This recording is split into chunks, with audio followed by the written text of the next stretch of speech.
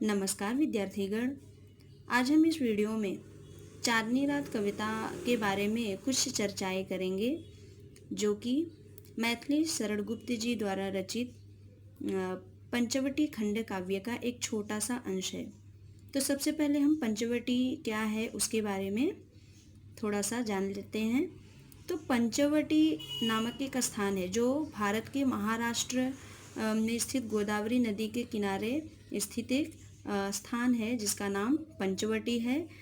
तो पंचवटी खंड काव्य में रामायण का वर्णन किया गया है, जिनके कवि हैं मैथिली शरण गुप्त। ये एक राष्ट्र कवि भी हैं और ये खड़ी बोली के कवि हैं। तो ये जो पंचवटी नामक स्थान है, जब कहा जाता है कि प्रभु श्री राम, लक्ष्मण और सीता जी वनवास के लिए निकले हुए थे, तो कुछ समय उन्होंने इस पंचवटी नामक स्थान पर भी बिताए थे। तो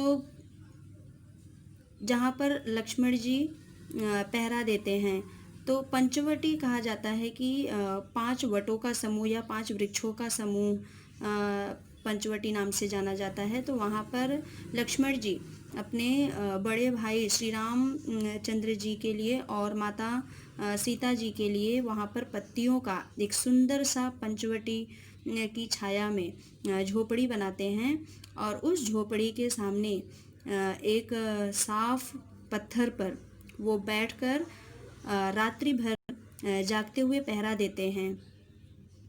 तो उस बीच शूर्पणखा रावण की बहन है जो उन्हें देखती हैं, तो अपने मन में विचार करती हैं कि आखिर यह कौन इतना कामदेव के समान सुंदर सा और योगी सा निडर, साहसी और विनयशील योद्धा दिखाई दे रहा है। यह तो कोई राज्य का सुख भोगने वाला लगता है। तो फिर इतना सुंदर सुकुमार होते हुए भी आखिर इस जंगल में, यहाँ पर इस जगह क्यों आया हुआ है? ऐसे तमाम प्रकार के विचार शूर्पणखा के मन में आते हैं, और वो विचार करती हैं कि ऐसी कौन सी अमूल्य धन संपदा यहाँ पर पड़ी हुई है जिसे प्राप्त करने के लिए यहाँ पर यह पहरा दे रहा है। यह तो कोई साहसी वीर योद्धा सा दिखाई देता है, जो दिखने में एकदम सुंदर, कोमल और सुकुमार सा दिखाई दे रहा है।